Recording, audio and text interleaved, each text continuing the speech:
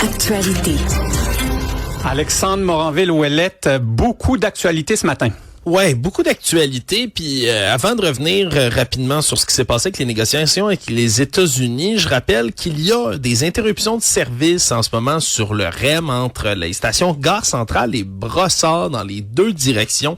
Au départ, là, c'était véritablement ça. Gare Centrale, Brossard, ça s'était étendu après ça jusque du côté de L'Anse-à-Lorme, de Montagne. Mais là, il y a un ralentissement de ces côtés-là. On dit que c'est un bris d'équipement sur la voie qui cause tous ces problèmes-là ce matin. Là, ça fait une quarantaine de minutes, là, selon ce que je vois sur les pages officielles de communication du REM, qu'il n'y a pas eu de mise à jour. Ils ont mis évidemment navette aux 10 minutes, puis tout qui sont en ce moment là en train d'essayer de gérer le flot des gens puis des usagers qui prennent habituellement le REM. Si vous êtes, je vous invite, je vous enjoins, si vous êtes en ce moment en train d'attendre, là, vous êtes pogné avec le REM, écrivez-nous 1-877-827-2346 pour nous dire à quel point c'est encore bloqué puis à quel point, d'un autre côté, ça a repris, s'il vous plaît, ce matin. C'est un mauvais début de saison en pleine heure de pointe comme ça pour le REM. Revenons sur ces 50% de tarifs qui n'auront pas lieu, du moins pas avant 3 jours, parce qu'on a eu un recul de l'administration Trump. Encore une fois, on a donné un autre 3 jours en disant qu'il y avait eu une entente réalisée entre le Canada et les États-Unis. Une entente, ça n'a pas été officialisé du côté d'Ottawa. Au contraire, Mark Carney qui a fait un communiqué ce matin pour dire que oui, ça avait progressé, mais qu'il reste encore beaucoup de points sur lesquels les négociations achoppent. Donc, est-ce que dans 3 jours, on va avoir le droit à un autre sursis de 3 jours, puis un autre, puis un autre? Exactement. Ça fait partie le jour de la marmotte. Le jour de la marmotte avec Trump.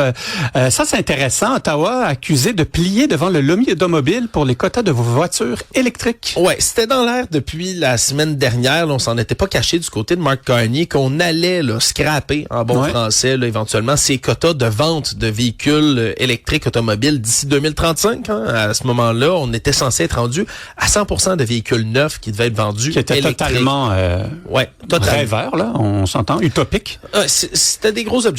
100%, là, à un moment donné, tu sais, calme-toi, là. On se comprend que ceux du Québec aussi, là, tu sais, il y a eu des reculs qui ont été faits là-dessus, mais quand même, tu sais, c'est comme 376 millions de tonnes de GES, là, sur 25 ans qu'on pouvait économiser, entre guillemets, là, de cette manière-là, qu'on s'éviterait.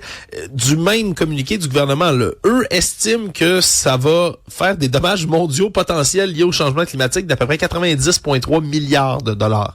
Juste ce recul-là. Fait que, tu sais, il y a un coût économique à tout ça, mais rassurez-vous, chers auditeurs et auditrices, M. Carney avait dit, là, inquiétez-vous pas, on va mettre en place, nous, des nouvelles normes d'émissions applicables aux véhicules à essence. Le problème, c'est que c'était supposé arriver en même temps que ce recul-là. Non seulement ça arrive pas maintenant, mais il y a des pré-consultations qui vont commencer cet automne. Et là, après ça, en 2027, là, on va faire des consultations après les pré-consultations. Puis après les consultations, là, on va peut-être prendre des mesures pour peut-être éventuellement mettre des plafonds. Disons que on recule encore une fois sur une autre norme environnementale du côté de Mark Carney. Ça va pas plaire à Équiterre puis aux autres associations. Ah, effectivement, mais on recule ou on redevient réaliste? Parce qu'à un moment donné, je suis le premier à vouloir protéger l'environnement, bien entendu.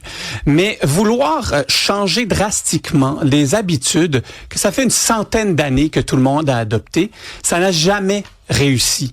On n'a jamais réussi à convaincre quelqu'un qui depuis 100 ans se déplace d'une manière de changer drastiquement puis de brandir le drapeau là de la planète puis on est les plus verts, on est les plus gentils. Finalement, ça nourrit le cynisme envers les politiciens parce qu'on sait très bien que quand maintenant ils y vont d'une promesse, ben on les croit plus.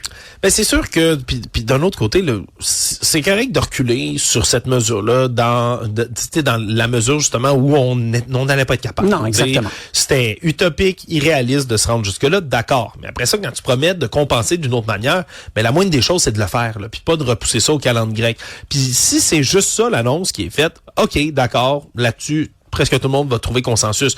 Mais quand c'est ça, plus t'enlèves tous les plafonds de toutes les émissions de toutes les compagnies pétrolières et gazières dans l'ensemble du pays, que tu recules sur tous tes objectifs d'émissions de gaz à effet de serre, que tu recules, puis tu construis des oléoducs dans l'Ouest, maintenant, je veux dire, ils sont moins bons en environnement, les libéraux, finalement, que le Parti conservateur.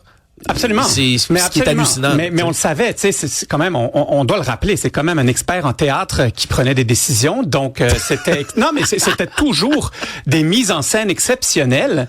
Mais finalement, ben, ça finit dans une quincaillerie avec un débouche-toilette. Bref, le PQ abolirait Santé Québec? Oui, hier, on a reçu Paul Saint-Pierre Plamondon à l'émission. D'ailleurs, j'invite nos auditeurs à les réécouter. Hein. C'est une excellente entrevue qu'il nous a donnée ici. Oui. Parlait bien sûr là du fait que le référendum, là, lorsqu'il consulterait les Québécois, s'il gagnait là, évidemment, la course dans les prochaines élections, ben là, il veut plus en parler dans sa plateforme. Là. Tu sais, le référendum, il dit c'est même pas dans mes 5 priorités. Allez lire le livre bleu, écoutez mes entrevues si vous voulez en entendre parler. Il veut axer ça sur le contrôle des dépenses, intervention économique, coût de la vie, santé, immigration, identité. C'est ces 5 piliers. Mais celui qui retient l'attention ce matin, c'est particulièrement celui des contrôles des dépenses. Parce qu'on sait que le Québec doit couper quelque part. Puis tu peux pas augmenter constamment le fardeau fiscal de tout le monde. Le Parti québécois dit, regardez, nous, on va pas proposer une baisse d'impôts. Par contre, on va aller chercher de l'argent ailleurs, entre autres en allant sabrer Santé Québec. Puis ça, c'est une grosse annonce. Hein, parce que ils veulent s'attaquer, le Parti québécois, aux patentes à gosse, entre gros guillemets, là, aux organisations qui ont été créées de toutes pièces par la Coalition Avenir Québec, dont justement, Santé Québec emploie 1100 personnes. Ils ont augmenté leur nombre de fonctionnaires de 70% en 2 ans. Ça coûte 40 millions de dollars de plus chaque année maintenant, de plus que ce qui avait été budgété au départ dans l'enveloppe de Santé Québec. Puis les résultats, bien sûr, dans notre réseau, se font encore attendre. Donc, du côté du PQ, on sabrerait ça. Ils ont aussi Mobilité Infra-Québec. Ça a été créé par Geneviève Guilbeault pour gérer les projets de transport. Ça aussi, c'est dans la mire du Parti québécois, même si on n'a pas affirmé encore qu'il le couperait au grand complet. Donc, c'est une autre mesure préélectorale qui est annoncée. Je comprends qu'un parti politique veuille faire du ménage. Dieu sait qu'on a besoin de faire du ménage. Cependant, je pense tout au coût, là. Toujours. Hein? Il y a un coût qu'on lance une nouvelle bébelle, mais il y a un coût qu'on la détruit aussi. Puis à un moment donné, est-ce que cette nouvelle bébelle-là, elle est 100% nuisible? Est-ce qu'elle sert vraiment à rien? Ou est-ce qu'on peut peut-être l'améliorer aussi? Je trouve que c'est facile, de sabrer tout de suite. Mais bref, reste à voir. Encore un autre féminicide confirmé dans Saint-Michel. Ouais, ça s'est confirmé, là. L'histoire qui ressemble comme 2 gouttes d'eau à ce qui s'est passé durant la fin de semaine. Un 2e meurtre dans un contexte conjugal. Une femme tuée par un homme parce que l'homme est pas capable d'accepter une séparation. Vers 14h lundi, je rappelle les faits, là. Il y a des voisins qui entendent des cris glaçants. Il y a 3 enfants qui vont cogner chez les voisins qui tiennent la phrase suivante. Il y a du sang. Mon papa a tué ma maman. C'est histoire d'horreur. Et encore une fois, on retrouve la femme assassinée. Puis la femme, on va la nommer, 41 ans, elle s'appelait Kerlyn Jean. Elle a été tuée par un homme du nom de Beethoven Étienne. C'est ce qu'on suppose, du moins pour l'instant. Et lui-même se serait infligé des blessures. C'est encore la même chose que ce qui est arrivé durant la fin de semaine. Il repose dans un état critique à l'hôpital, blessures causées par arme tranchante. On n'a toujours pas fait, là. Je dis qu'il se les serait infligé. C'est exactement ce qui est arrivé durant la fin de semaine. On l'a pas confirmé encore, mais tout pointe vers ça. Et elle avait quitté, cette femme-là, cet ex-conjoint-là, il y a quelques mois, fuyait une relation violente. L'intervention des policiers avait été requise à plusieurs reprises. Moi, ça, quand j'entends ça, c'est un cas, quand on parle de cas prévisibles, qui aurait pu être prévenu, ben, on en a un sur les bras, là. On le voit. Malheureusement, je dis pas que c'est de la faute des policiers. Ils ont des moyens eux-mêmes limités, pour garder quelqu'un entre dedans, gros guillemets, ou encore intervenir dans des situations comme celle-là. S'assurer qu'il reste éloigné. Dieu sait que la majorité n'écoute pas. Exact. Donc, c'est en moins de 48 heures, 2 féminicides. On est rendu à 13 cette année. L'an passé, il y en avait 9. On a déjà passé à moitié du mois d'août le bilan de l'an passé. Je sais plus quoi dire là-dessus, Nicolas, autre que ça prend de l'action. Mais tu as soulevé un point exceptionnel. C'est pas juste un autre féminicide. C'est pas une femme qui a été tuée. C'est une femme. Rappelle-moi son prénom puis son nom. Celle qui vient d'être tuée, c'est Kerlyn Jean. C'est important de mettre un prénom puis un nom de famille. Oui. Parce que Kerlyn Jean, c'est la fille de quelqu'un, c'est la sœur de quelqu'un, c'est peut-être la maman de quelqu'un. C'est la mère de 3 enfants. C'est la maman de 3 enfants. C'est une amie. Kerlyn Jean a été lâchement assassinée. Et c'est important qu'on les nomme, ces personnes, ces victimes-là, parce qu'il faut pas qu'elles passent juste comme une statistique. Il faut pas qu'elle passe juste comme une victime. Non, au contraire, tu sais, j'en suis convaincu qu'elle a essayé de sortir de ce cauchemar-là. Donc, toutes mes condoléances, bien entendu, à ses proches. Carey Price sera honoré au Centre Bell. Ça, je te dirais que il y en a qui vont vouloir me reprocher mes propos, mais il me semble que Carey Price, oui, il était bon, mais là, ce que tu vas dire. À côté de tous les noms qui sont dans le plafond du Centre Bell, Carey Price. Ben, il y a le record de victoires, en 712 matchs de l'histoire illustre du tricolore avec 361 victoires, moyenne de but alloué de 2,5, efficacité de 91%. Non, là, on parle d'un grand gardien. Son seul défaut, on a baissé nos standards. Ben, ça va être de pas avoir gagné une Coupe Stanley. Je veux dire, il a gagné... On va baisser nos standards. Tu vois, c'est moi le gars qui va être fâché de ça. Je m'excuse. Art Vizina, Ted Lindsay, Jennings, Bill Masterson, médaille d'or aux Jeux Olympiques, Coupe du monde de hockey, championnat mondial junior. Il a gagné. Il aurait pu faire un peu plus, là. Il a tout gagné sauf une Coupe Stanley, puis il a tenu le fort. Puis regarde, moi je suis né en 95. Tout le monde veut m'arracher, là. Moi je suis né en 95, j'ai pas vu une Coupe Stanley de mon vivant. Okay?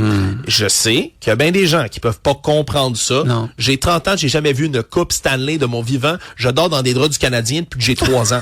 OK? Là, pendant que tout était misérable, obscur, gris, sale, plate, laid dans la vie des fans du Canadien, Carey Price s'est tenu le fort, puis il y avait des statistiques comme ça avec une équipe. Je veux dire, le meilleur compteur qu'il y a eu dans toute sa carrière, c'est Macklin Celebrini dans les Sharks parce que son contrat est encore là. Non, c'est mais pas une blague, là. T'es en train de me convaincre tout doucement, effectivement. Mais ceux qui ont vécu des Coupes Stanley, on dirait qu'il y a c'est comme un avant puis un après Jésus-Christ. Tu sais, en 1993, nous, pour le Québec, il y avait avant puis après.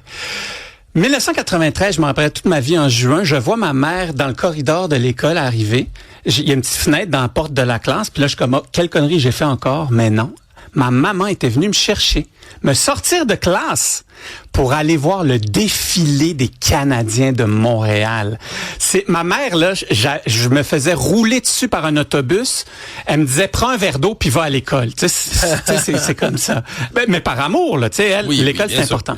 Et c'est vrai que vivre la Coupe Stanley, my God que oui, ça me manque. Mais bref, merci à Alexandre de me rappeler ces souvenirs-là. Puis Carey Price, OK, 10 novembre, il va être honoré au Centre Bell, suivant son accession au Temple de la Renommée. Hein. Il y a des gens dans le monde du hockey qui l'ont mis au Temple de la Renommée. OK, next.